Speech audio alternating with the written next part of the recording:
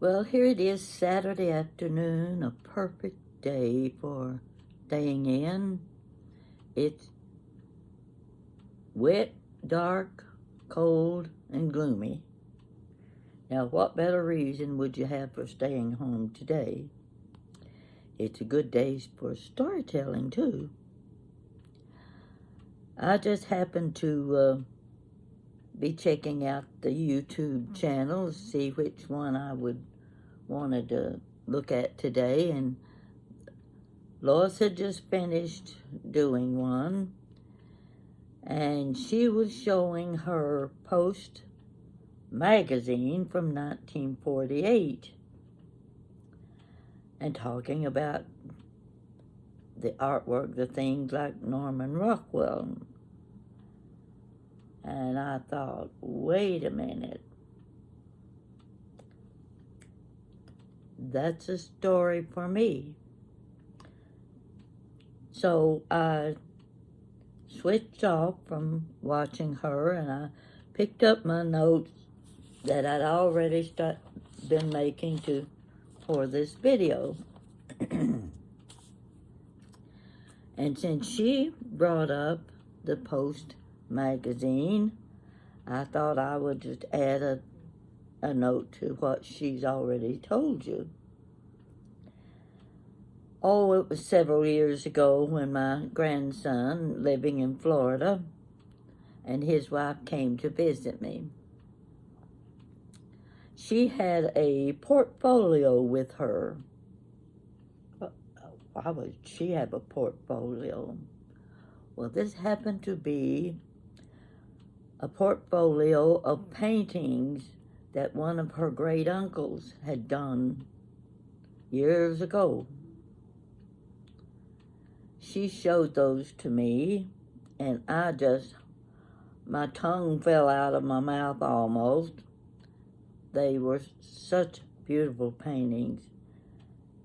And I said, he paints like Norman Rockwell. She said, well, he was an artist for Post magazine. That just was mind-boggling to me. I just couldn't imagine such a thing.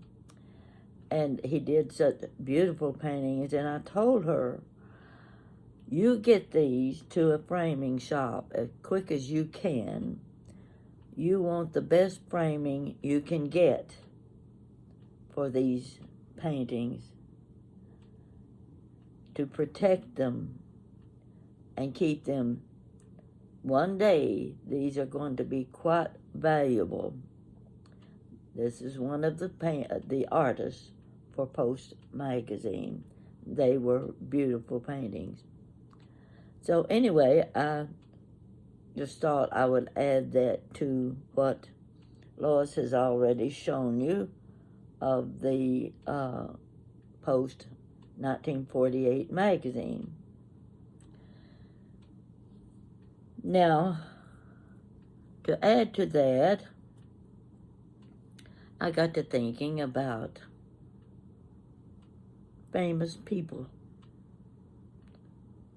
Everybody likes to think they have an ancestor somewhere that might have been famous. But first I want to tell you, and I've shown you this before, I have the huge Norman Rockwell book. It was put out about 1970. You know, that over 50 years ago. I've still got it. And in that book are the prints that you can take out of the book and have them framed. At one time, I thought I would do that because I was just crazy about his artwork. But then I got to thinking, no, I don't want to take any of the pictures from this big book. Now, we're talking about the huge book, the one's about 20-some inches tall and probably 15 inches wide, something like that. The biggest one that you would have seen, and it's one that you can't find today. I went on the internet and I thought, wonder what my book is worth.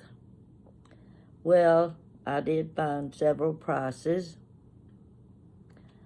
showing what the owner who was selling the book was asking.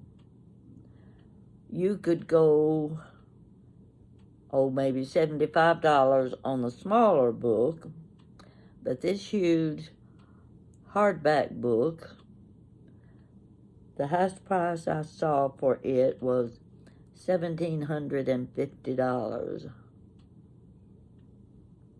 I've got that book. Gosh. And it's every now and then, about once a year, I will sit on the couch and go page by page, year by year, of the paintings that Norman Rockwell did and the story behind each painting. It's a wonderful book. So anyway, I'll move on to more books. We're going to talk about more books. Let's talk about famous people that have been written about. Now, I've told you about my third great-grandfather. His name was William Carmack. He served in the Revolutionary War. Now, it's not him that I want to talk about, but it's his sister, who would have been a third great aunt. Her name was Susanna. Susanna has been written about. She's been written in history. One of the books she's in is this book. I've shown this one to you before, too. A book on Benge. Benge was a red-headed Indian chief. He traveled the southern state, North Carolina, Virginia, Tennessee, Kentucky, went up and down with a small tribe, raiding farms and plantations and killing people. Now,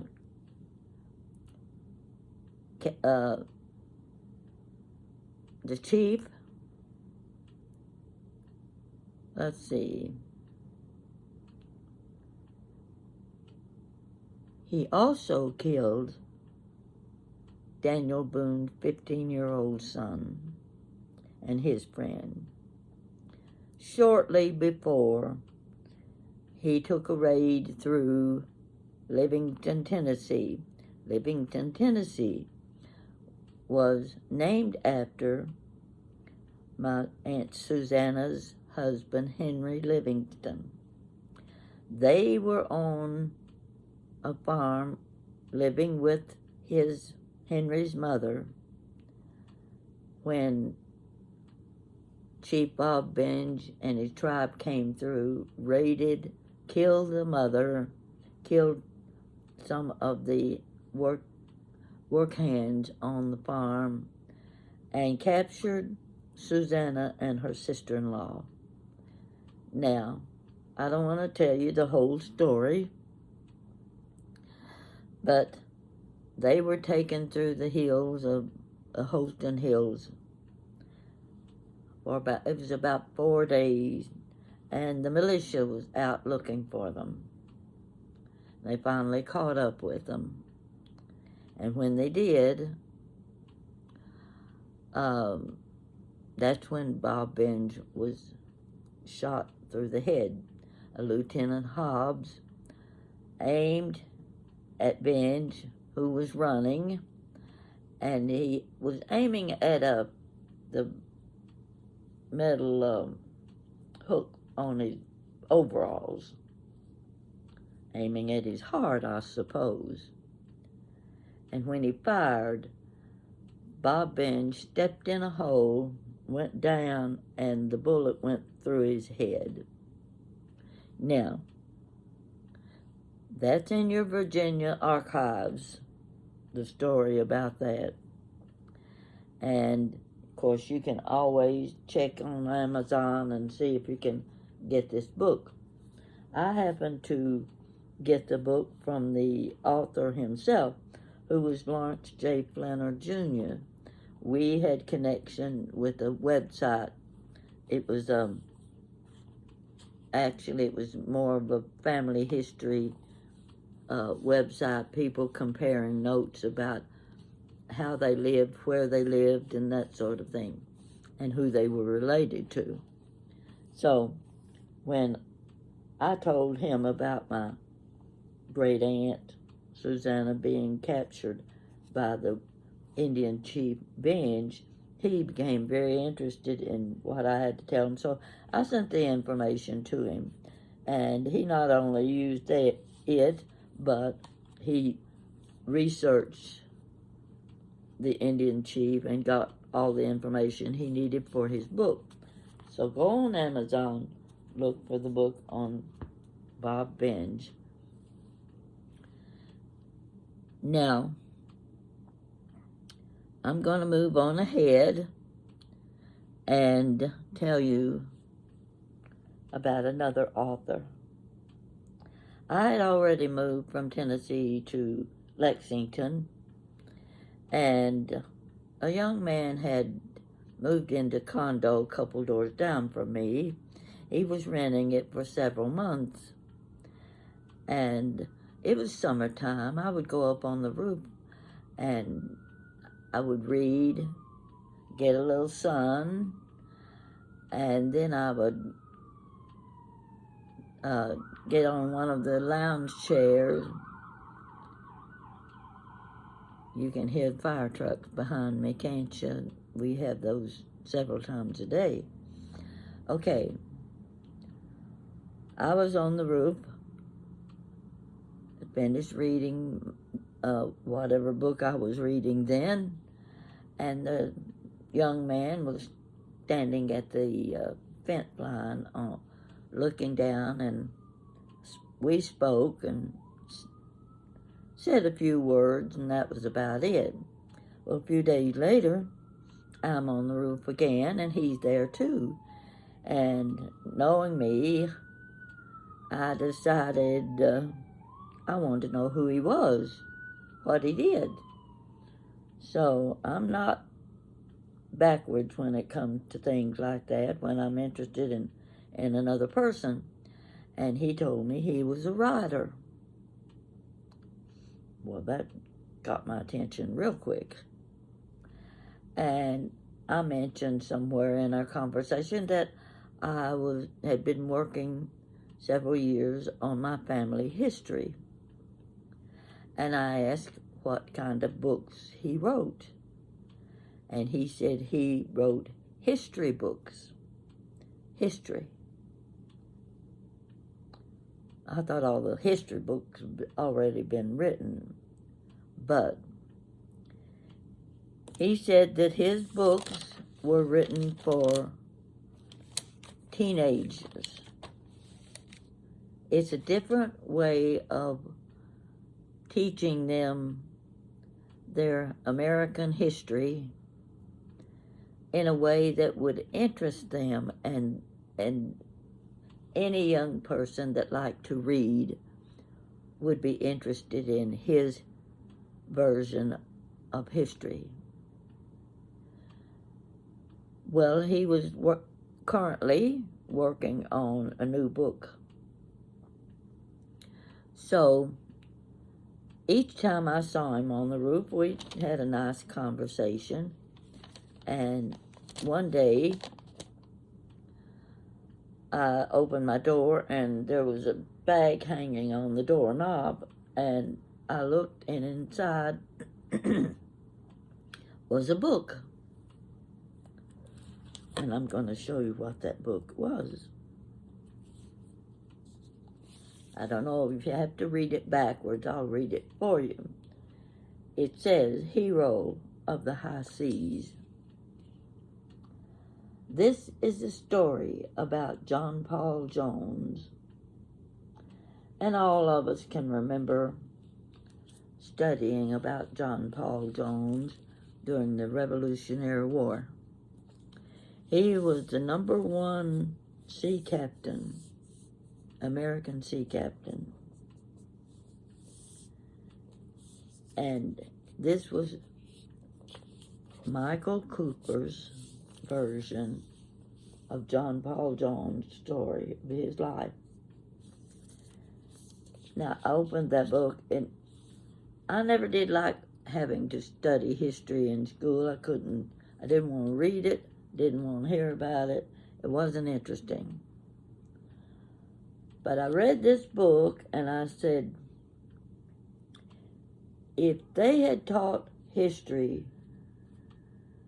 from Michael Cooper's books, every kid would have been interested, because his way of writing held your attention. And I read his book. But at first I didn't know what it was or who had put it there.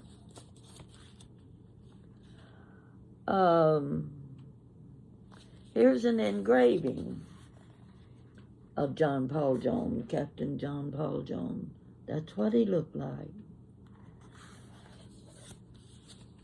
The artwork in this book is beautiful. For instance, this is Building America's First Navy. Wait a minute, here we go. See, that's one of the sketches in the book. Really nice artwork. When I opened the book, here's what was inside. It says, "Good morning. Here's a copy of my book for you. Let me know what you think. Michael." So he had given me as a gift one of his history books. Well, we were on the roof again, and I was thanking him very much for his book, his gift. And I asked what other books he had written. He had just finished a book called Klondike Fever. I went, oh, Klondike Fever? Are you talking about the Klondike Gold? He said, yes. I said, well, you're going to be surprised when I tell you this. But the man who discovered gold in the Klondike happened to be in my ancestral family. His name was George Washington Carmack, just like my great-grandfather was William Carmack. He was just taken aback. He couldn't believe that he had written about one of my ancestors. Now, I don't have that book. I have not gone to the trouble to seek it out and order it myself. But I am, one of these days, I'm going to get that book. And I think it just really surprised this young man that he had just completed a book on one of my ancestors. So I thought I would tell you about that. I'm looking to see what else I have written in my notes. Don't see anything that would interest you very much, but it's something you can think about. You know, I remember a girl walking in my office one day in Tennessee. She was working on her family history. And she stopped at my desk and she started telling me all about her ancestors, who they were. And she could go back to, I don't know, 400 BC. And I thought, come on now. Nobody can do that. You're going to cross lines somewhere. And you're going to be following the long family line. It's going to happen. It happens every time. If you don't get your dates and names exactly, and facts and more facts. And she was telling me all of the famous people. She was, well, let's just say she was bragging about who in royalty had been her family line. And I'm sitting there about ready to roll my eyes thinking, yeah, you're a dreamer, sure enough. I went to a cousin's reunion, one that I held in Berea, Kentucky. It turned out great. There were only 60 people there, but you have to keep in mind, this was also the Carmack family. The 60 people had come from California, Georgia, South Carolina, Maryland, Indiana, the list went on. That's a lot of miles to travel for a family reunion. But these reunions had been held years and years before, and I knew nothing about them until my friend in California, who was also a cousin, we decided we needed to have a cousins reunion. Now that everybody was on computers and they could do research and the communication was fantastic, we could plan our own reunion. So we did that, and there was a point to this story that I was going to tell you about, and it slipped my mind already. Can't remember it. So, I know what it was. At that cousin's reunion, I got up, and of course I was the MC, and I was doing the introduction, what have you, and I said to the group, I said, we all like to think that we came from someone famous, some important person. Now I knew that I had aunts and cousins who had received materials. Now this going back, way back, probably into 1930s, 20s, 30s, and 40s. They would receive things like lace and linens and things that the ordinary lady could not buy in the United States and couldn't afford in the first place. But they would receive from family members in England who were considered somehow related to royalty. Well, I don't know if that means they were lady-in-waiting or what it meant, but there was a connection. So I started making that point to the group and saying, yes, I guess each one of you can come up with someone famous that you can connect with and say was your great grandmother or was your cousin, whatever. But I'm going to tell you this. My great-grandmother lived with my grandparents and my mother family for years after her husband died. Now, part of the house had a dog trot. You know what a dog trot is. It's an opening in the middle of the house. Has no doors on each end. It's just an open porch. And there was the meal room. Meal room means place where you kept your corn, your flour, and your meal, and the grains.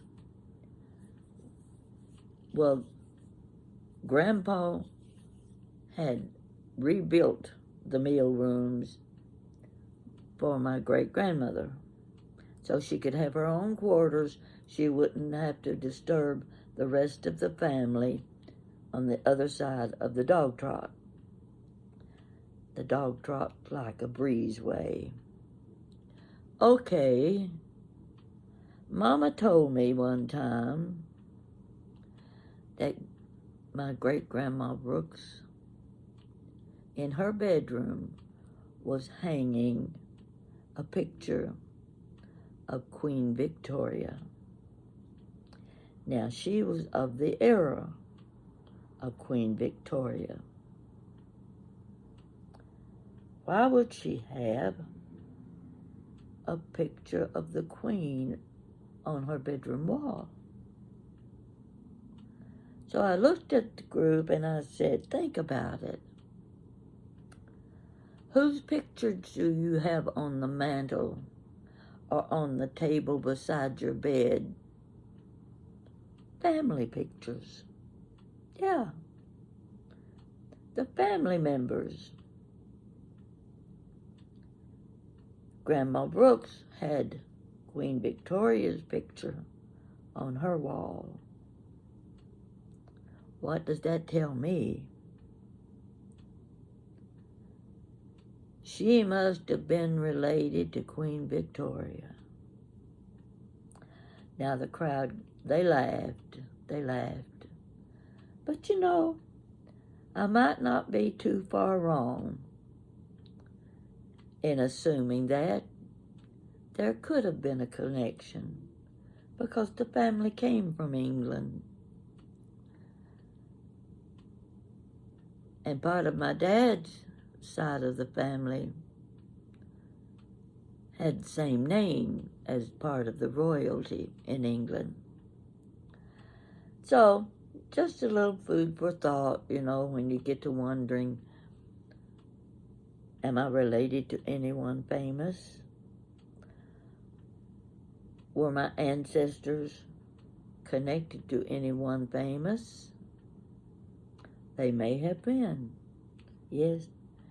And I'm just going to assume that I'm related to Queen Victoria. Yeah. Dream on, dream on. Another thing, when I get ready to do one of my stories, and I'm trying to figure out what can I talk about, I go back to the YouTube, the little YouTube channels where you see all the YouTubers and what they've written about or talked about, and you pick out the one that's going to interest you today, or you hope it will. So, I spotted a lady. I'd never seen her before, and I thought, well, I'll listen to her and see what she has to say. Well, she was drinking coffee. She had coffee mugs sitting all around her. So she was telling about she only drinks 1 cup of coffee each morning. That's all she needs. Now and then she might drink a second cup sometime during the day. But some people are coffee drinkers. They got to have a cup of coffee by their desk if they're working all day long. Some just drink one cup. Now me, I've never drank coffee my whole life. I tasted it once, and it tasted awful, and I never took another sip after that. So, I was watching this lady with her coffee cup. She's showing the pictures, they've got little sayings and things on their mugs. And I thought, I've got one of those mugs.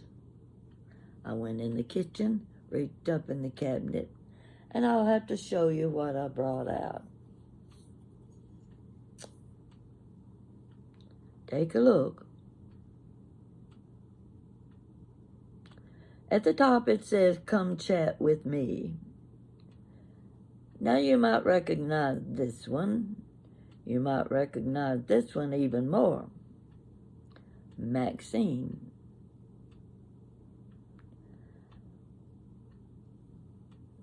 This one is me.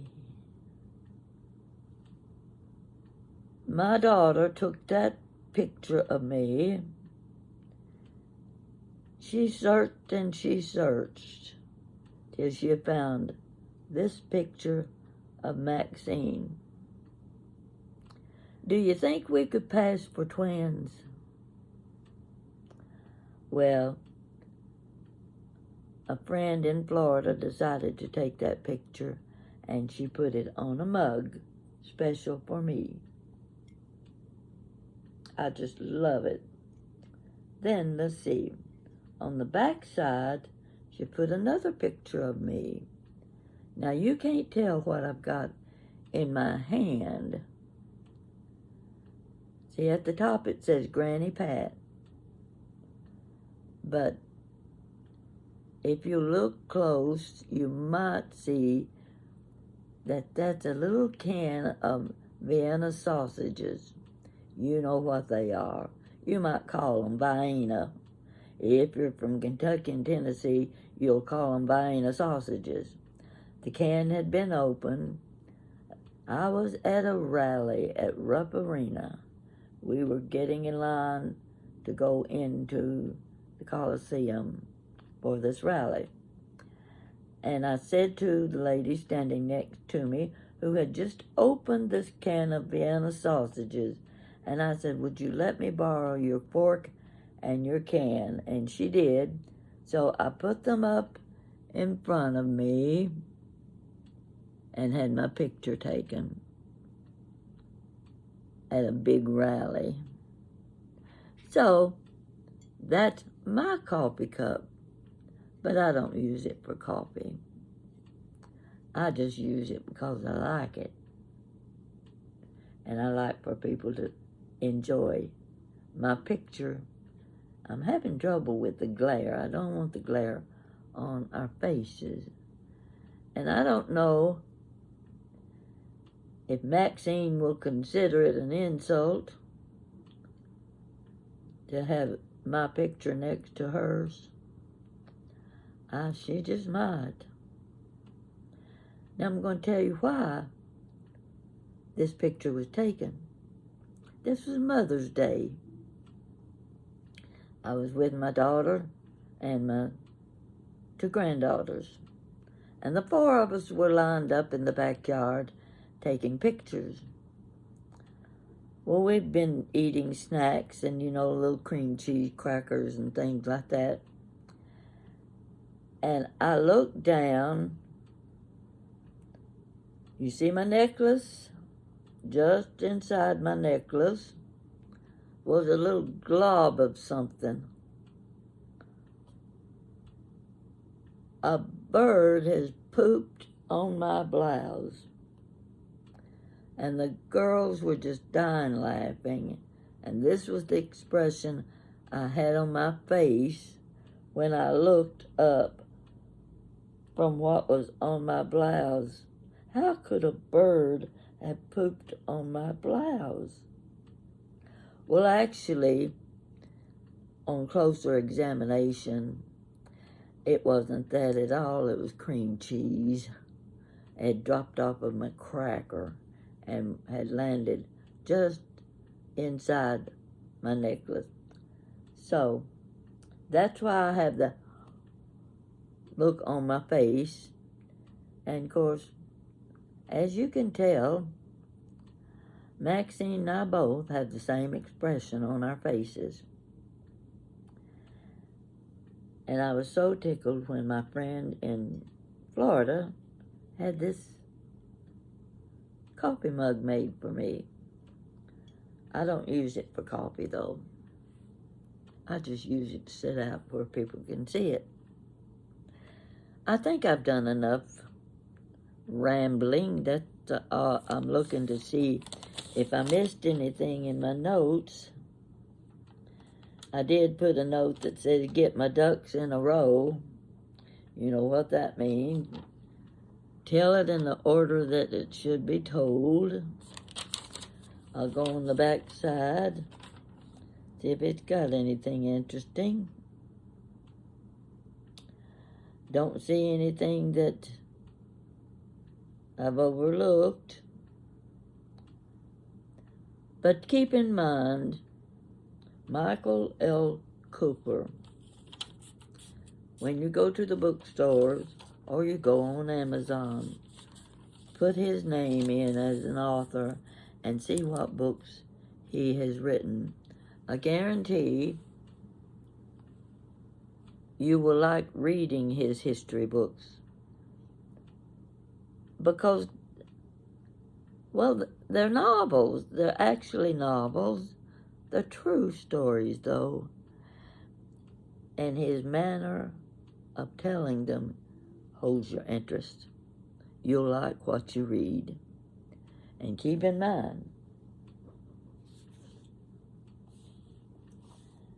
the one he wrote on Klondike Gold was probably one of my ancestors. And I'm sure you've got some ancestors like that too, that you can tell your stories. Everybody likes to tell stories. It's a fun thing to do. And by the way, Spectrum sent the repairman in today. He got my television set working for me. I've got a new remote control. I asked him if he brought a new box for me, and he said, you don't need a new box. Your box is working just fine. So I didn't have to have that. He was a very pleasant young man. So that didn't cost me anything. Now, when I went to the store yesterday, they gave me the remote control. They also gave me this. This is my little, well, I've got it plugged in, charging. But this is my little flip top. See? Got my own flip top now. This is the one I'm going to carry in the car with me in case I have emergencies or I need to call Jan, because I don't use iPhones. I don't talk on the phone when I'm in the car unless it is an emergency. So Jan doesn't know I've got this yet, and she's going to have to help me learn how to find things. In fact, I was fooling with it late yesterday afternoon when I got it, and somehow or other, that little camera light that's like a flashlight, I'd press something and I couldn't get the light to go off.